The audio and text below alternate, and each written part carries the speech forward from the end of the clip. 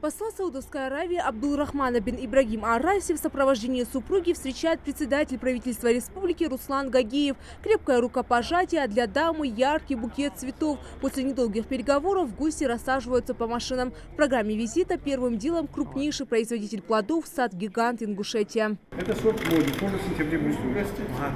Попробуйте. Это яблоко прошло будет. هذا تفاح من السنة الماضية. Это прошлого года هذا من السنة я الماضية. جربته قبل كده. اتذكر جربته. Я попробовал это себе один раз этот яблоко. احسن تفاح яблоко. Лучше яблоко я попробовал.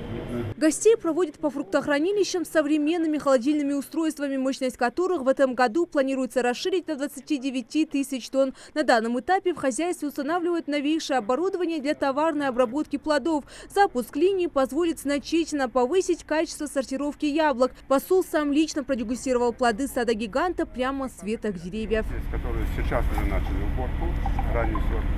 Потом, если через каждые 15-20 дней новые сорта. И до конца октября и в ноябре еще собирать поздние сорта.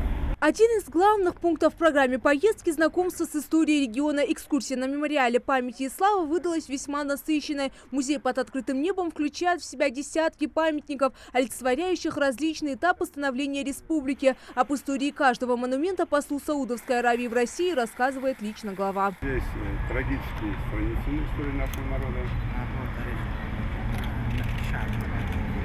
Ну и те, кто защищал свою родину,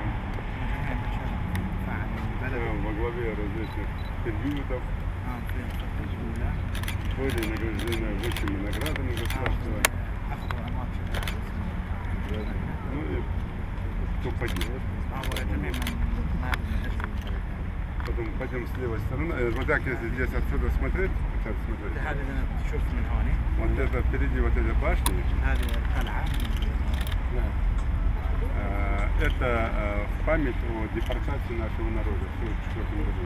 У бюста отца всех десантников Василия Маргелова гости встречают ВДВшников, отмечающих свой профессиональный праздник. Ветераны воздушно-десантных войск вместе с главой Ингушетии и Абдулрахманом Ибрагим бин Ар-Раиси возложили цветы к памятнику. Почетному гостю вручают подарок. Так, воздушно-десантных войск Баркал.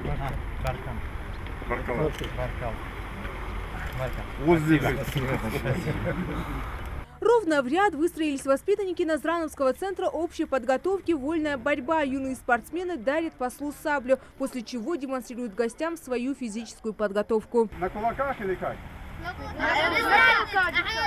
На кулаках. Вот понял, все. А в упор лежа понять, одушка. Так, раз, два, пошли. 20 раз. И последний раз за ВДВ отдавать. ВДВ ходишь, Андрей?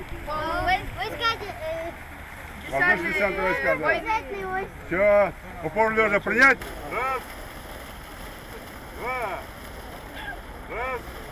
Приятным продолжением стал визит на башню Согласия, где для гостей организовали чаепитие. А завершился первый день рабочей поездки в реабилитационном центре. Посол Саудовской Аравии в России в рамках визита презентует и крупные экономические и социальные проекты. Перед нами Миржоева, Рамзан Миржоев, Новости 24.